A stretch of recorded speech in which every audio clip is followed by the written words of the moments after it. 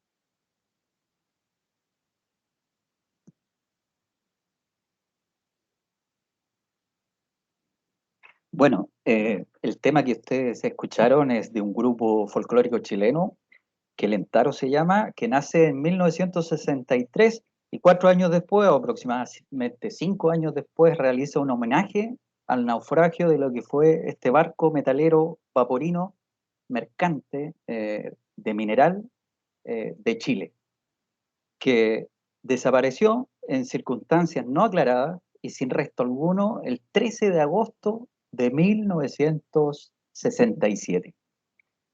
Y la historia comienza así. Estamos en la década de 1960, en lo que era el transporte de mineral de hierro. En esa década había una empresa que se llamaba Compañía Chilena de Navegación Interoceánica. Estaba ubicada en Valparaíso y prestaba servicios de transporte marítimo al mundo. Tenía casi el 90% de las acciones de este transporte en manos chilenas. Pero desgraciadamente en esa época, en esa década, hubo una crisis naviera que afectó los negocios internacionales y de intercambio comercial de esta compañía con el resto del mundo. Por lo tanto, en ese momento el directorio de esta compañía tomó una decisión que iba a cambiar su historia. Decidió tomar participación o aumentar su participación a través de nuevas sociedades navieras. Aprovechando los excelentes negocios que existían con Argentina en intercambio comercial, esta compañía se asocia con una nueva naviera que llevaba el mismo nombre de este barco, el Santa Fe. Así, la Compañía Chilena de Navegación Interoceánica, CCNI, toma el 25% del capital y la administración del único barco de esta nueva naviera asociada, que era el Santa Fe. Este vaporino, este mercante metalero, es destinado luego al transporte y al cargamento de mineral de hierro a granel, ¿ya? En rutas comerciales que iban desde los puertos chilenos, en Chañaral, hasta lo que es San Nicolás en la República Argentina, según cumplimiento de contratos vigentes. Es decir, este barco surcaba lo que era el Pacífico Sur occidental, ¿cierto? Pasaba por el estrecho de Magallanes, más bien oriental, y luego ascendía por el Atlántico, ¿cierto? Hacia los puertos de San Nicolás. Respecto de este buque mercante metalero Santa Fe, era un vapor del tipo Liberty, es decir, era construido en los astilleros de Houston, Texas, en Estados Unidos, y se construían muchos, eran preconstruidos en series, armados, y en muy poco tiempo, con un diseño estándar, básico, que era S2, SS1, que tenía 2 máquinas de vapor de triple expansión y 2 calderas.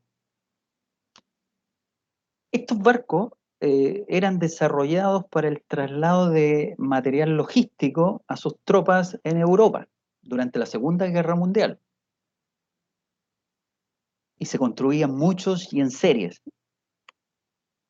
Pero ocurrió luego, cuando terminó la Segunda Guerra Mundial, que Estados Unidos se quedó con muchos de estos barcos construidos por construir, y llegó un momento en que decidieron venderlo. Originalmente este barco nace en Estados Unidos con el nombre de L.H. Macmillan en el 1943, luego es transferido a Ámsterdam y rebautizado como Trompenberg en 1950. Finalmente es reacondicionado y extendido para un barco comercial metalero en los astilleros de Japón, en Yokohama, en 1959. Y ahí es adquirido y rebautizado por la compañía naviera Santa Fe Limitada en Chile en el año 61, que después se asocia con esta nueva con esta compañía que estaba en Valparaíso, que era la Chilena de Navegación Interoceánica. Estos barcos no estaban acondicionados para el transporte o el comercio de mineral específicamente de hierro y menos a granel.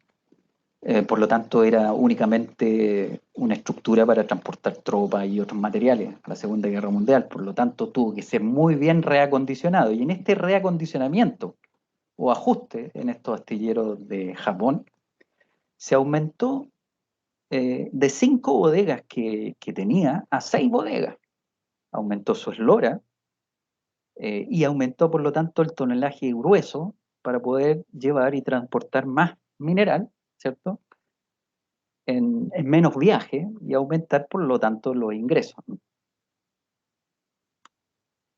¿Qué podemos decir de la tripulación de este barco mercante metalero Santa Fe? Bueno, estaba conformado por una tripulación de 35 profesionales, de los cuales 10 eran oficiales, 23 eran tripulantes y habían 2 cadetes en formación. Bueno, toda esta tripulación, estos 35 profesionales de mar, desaparecieron. Aquella fecha del 13 de agosto de 1967. Con respecto al zarpe, al último zarpe autorizado y posterior extravío de esta nave, de este barco metalero, ¿cierto?, el Santa Fe, el buque zarpa de Valparaíso el jueves 10 de agosto de 1967. Este barco generalmente iba sin tripulación a Coquimbo, de ahí regresaba al Paraíso con un cargamento, tomaba la tripulación y partía rumbo a la República Argentina, cruzando por el Estrecho Magallanes. Entonces, en su último viaje, que fue el día jueves 10 de agosto de 1967, iba con toda su tripulación, que pertenecía en ese entonces a la Compañía Chilena de Navegación Interoceánica. Iba con un cargamento completo, las 5 bodegas con mineral de hierro a granel, que debían ser procesados, ¿cierto?, este mineral en la planta siderúrgica de San Nicolás de Paraná. Había realizado, antes de este último viaje, 44 viajes similares de esta naturaleza, sin ningún problema. Por lo tanto, ya había cierta experiencia en este viaje. Y además, en este último viaje, este buque, esta nave, ¿cierto?, llevaba el visto bueno de la Joint Register of Shipping, que es una autoridad inglesa, ¿cierto?, en la certificación de los buques comerciales. Y al mismo tiempo llevaba mucha certificación o documentos de que la nave ese día zarpaba en buen estado desde el puerto y con un funcionamiento y su equipamiento en estado normal, en buen estado. De lo que hay registros, pocos registros, es que el vapor Santa Fe afrontó un fuerte temporal y reportó su última posición en aguas australes, perdiéndose después completa comunicación. Ese día del 13 de agosto, jueves del 67. Entonces, esa nave aparece extraviada en esa fecha en las proximidades de la isla Wambley, por acá. 45 sur, 75 este. A continuación se inicia un patrullaje y rebusca de esta nave, de este metalero. La búsqueda oficial e intensa de la nave comenzó la tarde del viernes 18 de agosto. Es decir, se extravía en la noche, aproximadamente las 22 horas del 13 de agosto, el 13, el jueves. El viernes recién se está procesando la información, ese es el viernes 14. El sábado 15 y el domingo 16, en general los sistemas están cerrados. El lunes empieza a alertar por la Armada si alguien ha tenido información de esta nave en aguas australes. Luego el martes se da aviso de alerta a los buques que circundaban el área, si habían visto o tenían información del Santa Fe. En eso se espera más días hasta que finalmente se toma conocimiento de todo esto y el viernes se da búsqueda oficial, viernes 18 de agosto, aproximadamente 5 días después, a la búsqueda de esta nave. Así se inicia concertadamente un rastreo por aire, mar y tierra entre la Armada y la Fuerza Aérea de Chile. Es decir, empiezan a circundar una serie de aviones, helicópteros, varios buques de esa zona, y empiezan a buscar, ¿cierto?, en todas las proximidades en que radió la última posición.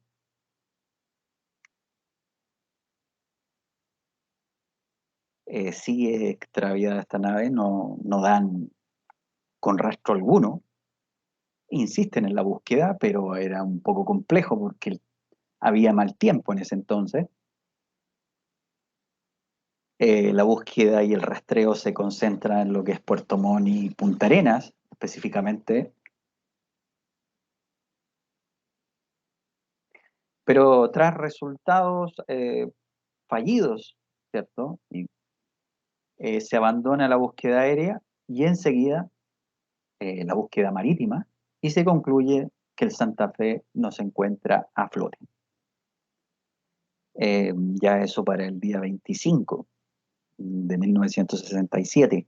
Y solamente quedan algunos rastreos por tierra, de algunos bordes costeros, pero que en definitiva al poco tiempo también se dan por concluidos. Así, con fecha 1 de septiembre de 1967, la Dirección del Litoral y de la Marina Mercante declara al Santa Fe y a toda su tripulación por oficialmente desaparecido. Así, muchos medios de prensa comunican una tragedia y un misterio a la vez. Comienza entonces a surgir una serie de declaraciones acerca del avistamiento de este buque, de esta embarcación y de su tripulación también. Así, tras la desaparición del vapor mercante, surgen esas declaraciones sobre avistamientos del barco y también su tripulación.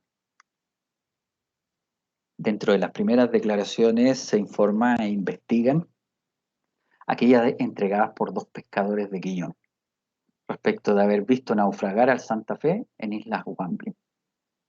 Bueno, este caso se investiga, no se encuentra paradero de los 2 pescadores, tampoco se encuentra información certera de esa declaración, y por lo tanto, después de un tiempo, tampoco se asocia pescadores que hubieran estado en esa zona realizando actividades de pesca, y por lo tanto, después de un tiempo, tales declaraciones se desestiman. Enseguida, un buque de la Armada que en ese entonces realizaba un rastreo, también pasaba por ahí, que se llamaba Piloto Pardo, avistó al sur de las Islas Wambling una extensa mancha tenue sobre el agua de materia oleaginosa. Se investiga esa mancha, pero no se logra conectar específicamente con el naufragio de este buque del Santa Fe, y más bien se asocia a otro buque carguero que estaba pasando en ese mes por aguas australes. Por lo tanto, también esta declaración también se desestima.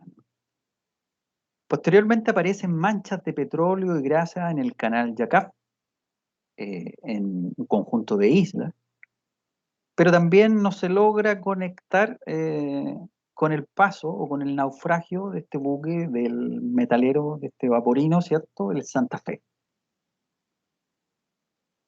Siguen pasando los días, aparecen nuevas declaraciones, pero tampoco se logran conectar con este barco.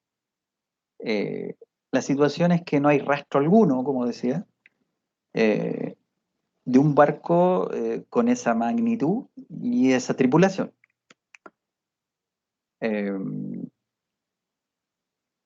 Posteriormente aparecen otras declaraciones, ya no solo del barco, sino gritos humanos, fogatas en islas cercanas donde se radió la última posición y posteriormente desapareció el Santa Fe. Islas que también son investigadas, se va a esta isla, se revisa, pero principalmente por aire, o simplemente los bordes, eh, pero no se encuentra nada. Y por lo tanto también no se concluye nada al respecto. Quizá una de las cosas más significativas de esta botella, que aparece meses después, con un mensaje SOS sobrevivientes, Santa Fe, Islas Wamblin, noroeste, en el archipiélago de Chiloé. Eh, Hay autoridades de la zona toman esta botella y la mandan a investigar a peritos, ¿cierto?, en el área. Eh, Se analiza la caligrafía, el texto específico escrito de SOS, y también esta información se da por desestimada, tal como dice la prensa, porque eran conceptos que de partida estaban mal escritos, no eran términos que se ocuparan en la marina, y la botella en la cual contenía este mensaje no era la usual o la estándar que se llevara en un buque de esta naturaleza. Por lo tanto, esta información queda ahí y tampoco está ese registro de esta botella que quedó en manos de diferentes autoridades. Nunca se supo el paradero final. Finalmente, la misma empresa, que también realizaba su investigación en paralelo y desde entonces trataba de apoyar en todo lo que podía, eh, pues tenía mucha responsabilidad claramente. Eh, eh, Comunica el hallazgo de escasísimos restos, un trozo de escala real y algunos remos que pertenecieron al Santa Fe. Estos trozos, estos restos, están descritos en un informe que presentaron, pero se buscó estos restos, pero no se encontraron, no se sabe en dónde están y por lo tanto también no se puede dar por cierta esta información. Así que queda en la duda que efectivamente hayan encontrado tales trozos o tales restos de esta embarcación, porque además había que efectivamente investigar si pertenecía al Santa Fe, ya que por ahí también surcaban muchas otras embarcaciones. Con respecto a los familiares de la tripulación del Santa Fe, en septiembre del 67 hubo un masivo envío de correspondencia con sentimientos de pesar y condolencia a los familiares, ¿cierto?, de la desaparecida tripulación. Estos familiares se agolparon en las puertas de la compañía interoceánica en Valparaíso, clamando, ¿cierto?, pidiendo respuesta. Y la compañía, la verdad que no tenía respuesta, porque nadie tenía certeza que había ocurrido con este barco y estaba siempre en investigación. Pero después de un tiempo ya se evidenció que por lo menos no estaba a flote y había desaparecido. En ese instante los familiares se van contra la empresa, reclamando, ¿cierto?, una serie de responsabilidades. Así aparecen sus declaraciones en los medios de comunicación, un mar de lágrimas, recuerdos y sobre todo un pesar económico que se quedaron muchas de estas familias en la pérdida, ¿cierto?, de esa tripulación. Eh, entonces esta compañía resolvió pagar a las viudas una pensión vitalicia, situación que se dio en algunos casos un determinado tiempo, en otros no se dio, o en definitivamente no fue una solución. También a partir de la Marina Mercante se proyectó una ley de beneficio a estas familias, pero que tampoco dio el resultado. Y finalmente un abogado llevó la causa, pero este abogado reunió toda la documentación, pero en un momento falleció este abogado, desapareció registro, que no se encontró, y al día de hoy esta causa está prescrita. De ahí en adelante surgen un montón de teorías y conjeturas en torno a lo que fue, a la desaparición del Santa Fe y de su tripulación.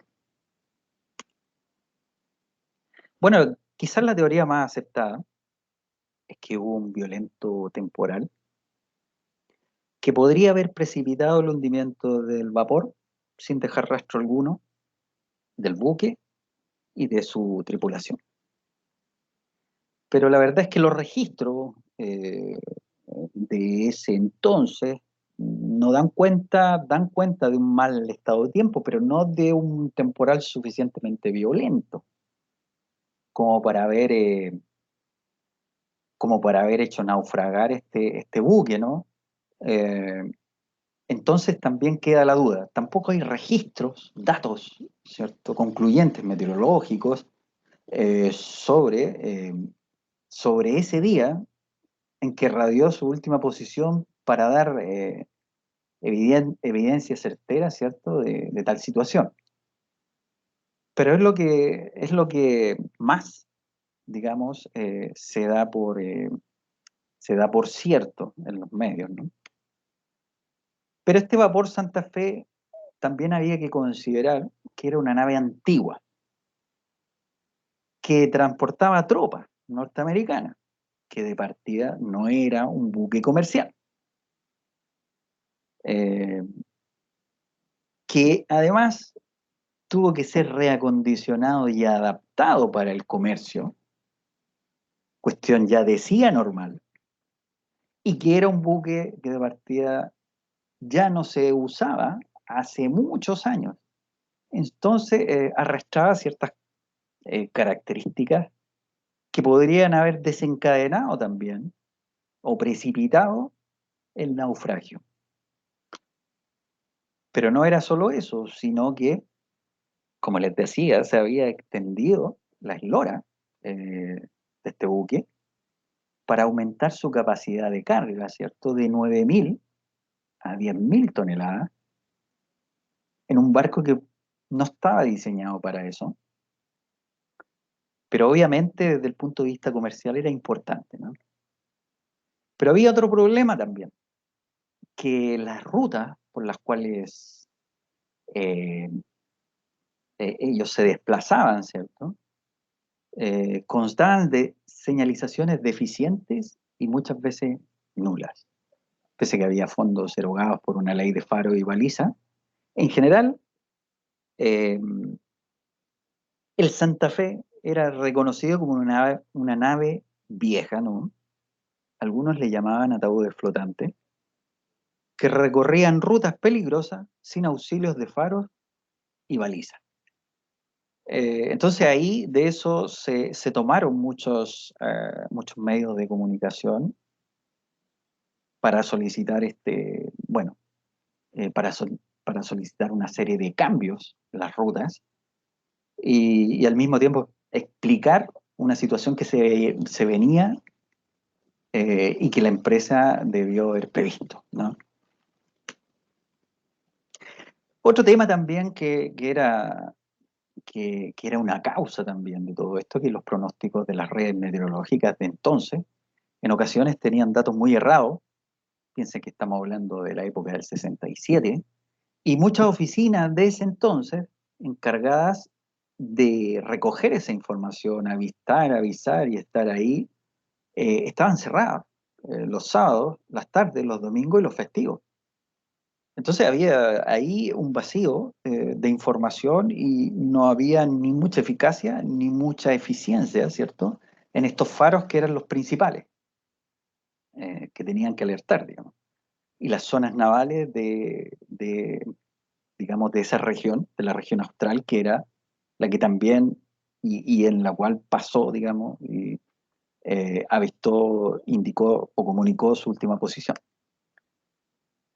Ahí también, para peor, las aguas en las cuales ocurrió este último avistamiento son aguas bastante complejas, de temperaturas muy bajas, eh, haciendo difícil cualquier sobrevivencia, ¿cierto?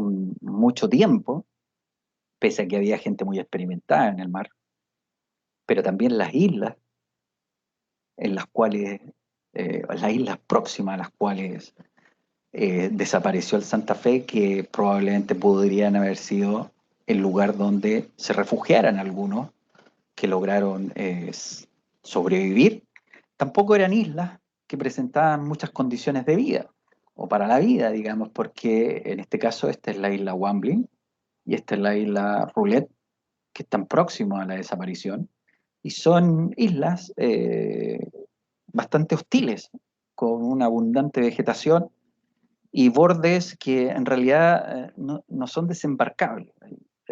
Entonces sería bastante complejo que alguien en esas condiciones hubiera llegado y alcanzado estas islas también, pese a que también se buscó y se rastreó en esa zona aún, pero tampoco se encontró nadie. Ya otras explicaciones, un poco más osadas también, son emanaciones de gas metano producida en los fondos marinos. Se ha visto en esas zonas que hay emanaciones de este gas que está comprimido a esas profundidades en el fondo marino y que al momento de ascender aumenta, ¿cierto? El volumen, ¿cierto? Y puede efectivamente voltear a algunas de estas naves. Y por otra parte, otras explicaciones son olas mar abierto también, que son espontáneas, son errantes, que han volteado ciertos buques. Y hay una explicación aún mucho más extrema, es la que da el Instituto de Exobiología de España, eh, en conjunto con Chile también, sobre que no habría una explicación, se podría decir, racional para la pérdida de este buque, sin rastro alguno. Eh, entonces lo atribuye a condiciones ya más en el contexto de la exobiología en los canales australes.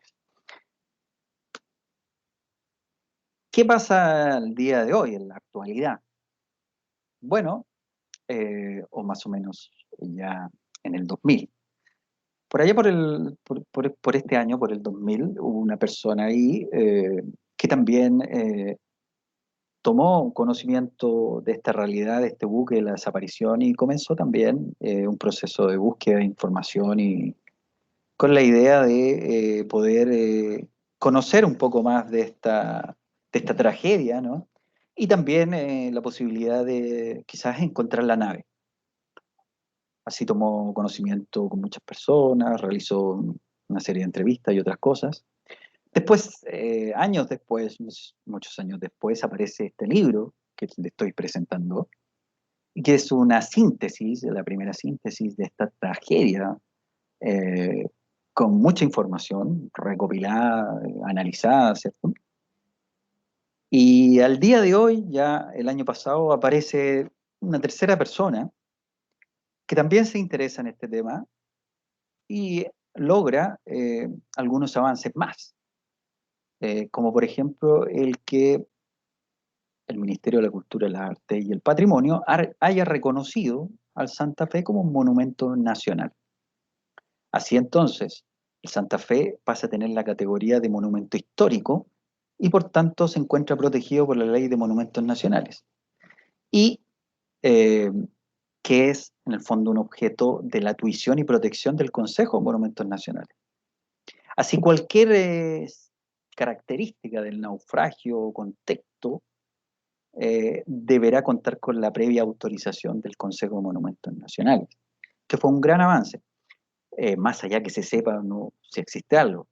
Eh, Posteriormente, ya este año, justamente en la fecha en la cual desapareció el Santa Fe, que fue el 13 de agosto del 67, el 13 de agosto del 21 se rememoró el 54 aniversario de este mercante desaparecido y su tripulación, después de que se había perdido esta memoria, digamos. Como digo, se retomó entonces estos aniversarios con los hijos de la tripulación desaparecida. Aquí hay una columna en el diario y aquí están familiares, ¿no? Y posteriormente ya lo que ahora se está viendo, está en planes, digamos.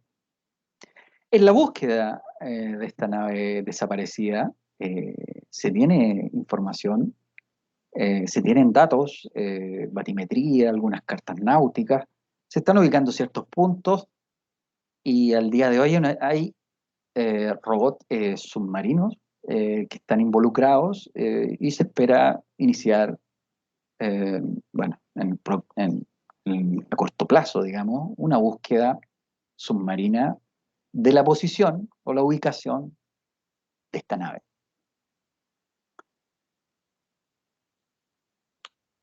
Y así concluye la historia de la tragedia del Santa Fe, antecedentes, testimonios y teorías. Muchas gracias.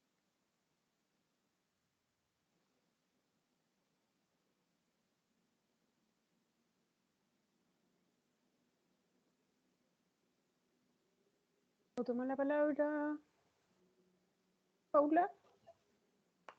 Sí, por supuesto. Marco, gracias por presentar esta historia.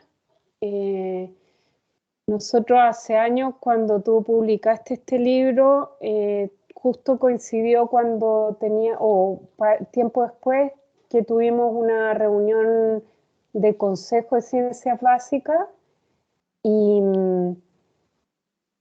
regalamos a todos los directores y directoras de Ciencias Básicas el libro. ¿Tú podrías contarle al público que hay aquí por qué a ti te surge el estudiar y saber lo que pasó con el Santa Fe? Claro, por supuesto. Bueno, en realidad es complejo, es un poco complejo este tema porque la verdad yo como que tengo como dos propósitos. El primer propósito era investigar un poco más porque tenía bastante documentación, había sabido de este caso ya hace muchos años atrás. Y resulta que me puse a recopilar muchos antecedentes, empecé a buscar y cada vez me encontré con cosas nuevas. Entonces me surgió mucha curiosidad y con el tiempo, de a poco, fui encontrando cada vez más material y explicando algunas cosas que no estaban. Y por otra parte, de alguna manera, es una deuda que tenía, porque de alguna manera también soy parte de estos familiares directos de esta tragedia. Entonces, igual era un compromiso que tenía desde muy pequeño. Así es que eran como dos razones muy fuertes, eh, que yo veía pasar el tiempo y como que cada vez se perdía esta historia y yo no quería que se perdiera una historia tan importante. Entonces me llevó un poco por estos dos caminos y siempre me puse en mente por lo menos dejar un aporte que fuese a lo menos un libro. Eso. Sí, agradecer y quizás ese naufragio, y esto marcó tu historia científica, un poco por el hecho de saber o necesitar saber qué había pasado con el Santa Fe. Tú, sin darte cuenta, te convertiste en científico desde pequeño. Claro. Tus raíces. Claro. Una herencia. Sí. Gracias, Marco. Así es. Tenemos una pregunta de Rodrigo Moreno. Ajá. Dice, ¿se ha considerado el naufragio por encallamiento del barco a consecuencia de la intrincada topografía del fondo de canales, fiordos, archipiélagos? Claro. Lo que pasa es que sí, efectivamente, en esa zona de fiordos, canales, al parecer, ellos habían realizado ya 44 viajes, entonces había gente, los pilotos son gente, habían 4 pilotos en la tripulación y habían 4 ingenieros. Ellos conocen muy bien los fondos, tienen todas las cartas náuticas, saben por dónde ir y por dónde no ir, más allá que haya baliza, y ellos más o menos tienen buenas referencias, pero efectivamente hay zonas, hay bajos ahí, hay bajos, pero ellos tomaron, se alejaron de esa zona. Y pudiera ser que efectivamente ese alejamiento de esos bajos los llevara a una zona un poco más compleja, que los enfrentara a una situación que efectivamente no pudieran controlar el buque. De hecho, hay relatos y hay otros antecedentes también donde se presume que en algún momento perdieron el control del buque, eh, producto que empezó, primero perdieron la antena radial, producto de un temporal. Se dice también que una de las bodegas se empezó a llenar de agua, cuestión que la carga de granel de mineral empezó a, digamos, empezó a desnivelar o a desequilibrar el buque desde en proa a popa, digamos. Y por lo tanto los cabeceos que se pegaba cada vez eran más profundos, donde en algún momento, al parecer, también lo que se dice es que en uno de estos cabeceos, de estas bajadas, digamos, al valle de esta ola gigante, ya no pudo simplemente salir a flote. Eh, pero, pero también hay otras explicaciones también que se dan y tiene que ver un poco hay veces que se dice también que hay un problema de otra naturaleza arriba de la tripulación, pero todo esto siguen siendo un poco conjeturas a partir de ciertos antecedentes, pero que la verdad no están del todo completos. Eso.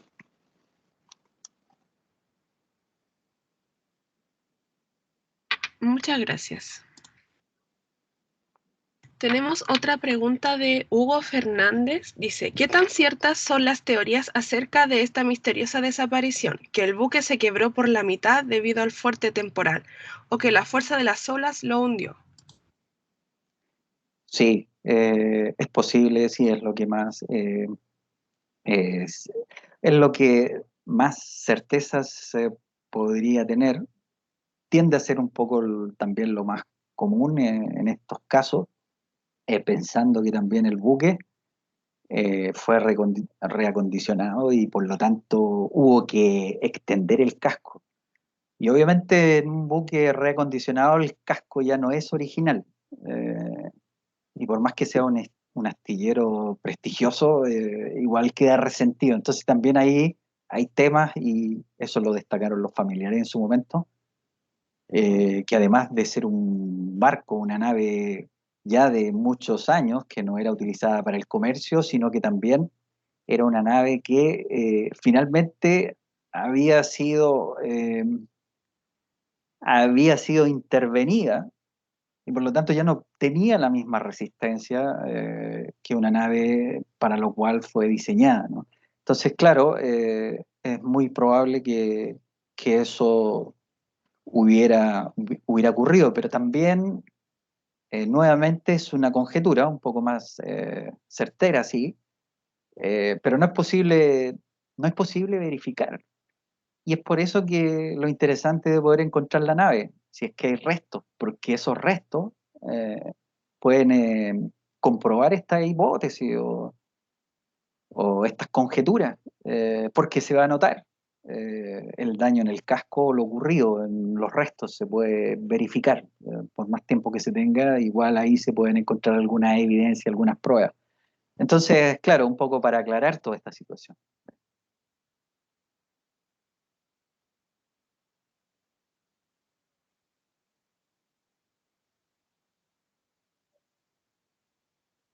Perdimos a Paula, parece. Ah, Aquí, muchas gracias por su respuesta. ujú.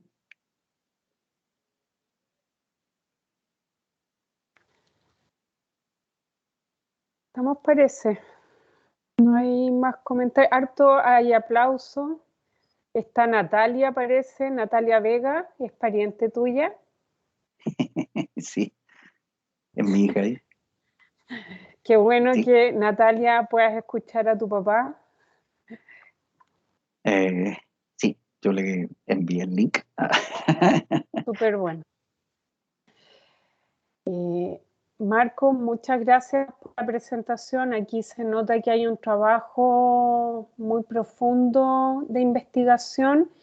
No sé si tú tienes, para aquellas personas que están y que han estado durante la presentación, ¿el libro se encuentra en librería? ¿La gente lo puede adquirir? ¿Cómo uno puede hacerlo para comprar el libro? Bueno, en general está... bueno, hay uno en la Santo Tomás. Efectivamente, se sacó un número determinado en esa época en que se publicó, pero también está en editorial Riles, ahí está el original. A partir de ahí también se pueden generar varios ejemplares con fines culturales, más que nada, que fue la idea original, digamos. Estoy ahí poniendo en el chat tu dirección de correo por si alguien tiene inquietudes o quiere saber más para que se pongan en contacto directo contigo. De acuerdo, de acuerdo. Yo puedo dar fe que el libro es precioso, o sea, es una investigación y que realmente uno lo devora, es muy... no suelta el libro hasta que lo termina de leer. Así es que felicitaciones, Marco. De acuerdo. Y además felicitaciones por haberlo incluido dentro de la feria, porque de ciencia y tecnología, porque eso es parte también el método científico para estudiar, en este caso, el naufragio del Santa Fe, que además te une con el naufragio.